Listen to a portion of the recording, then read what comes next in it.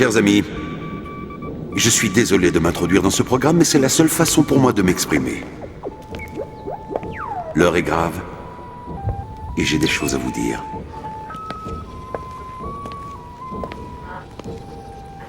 L'information s'apparente parfois à de la propagande. On nous vante en permanence le système économique allemand, et vous allez voir à quel point on nous ment. Pour commencer, il est facile de truquer la présentation des faits.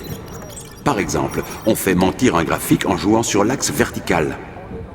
Au lieu de le faire commencer à 0, on coupe le bas, et avec les mêmes chiffres, on peut faire croire, par exemple, à une augmentation des dépenses publiques ou à une explosion de la délinquance.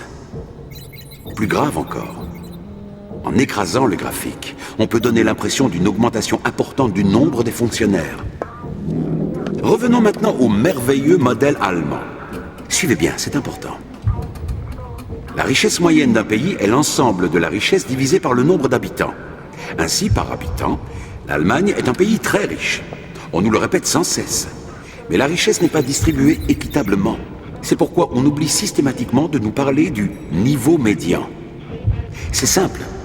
C'est le niveau de richesse de l'habitant qui est juste au milieu du graphique.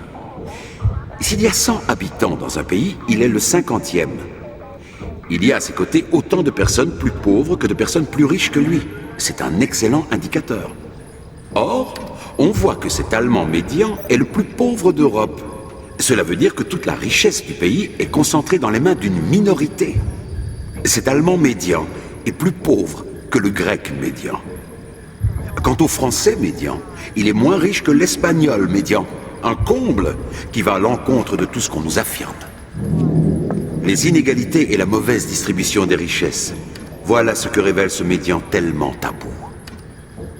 Restons éveillés, refusons les dogmes. Seule la raison peut nous éclairer. Vous êtes libre de partager ceci avec vos proches et d'en discuter. Mon nom est Lazarus, et je vous souhaite bien le bonjour.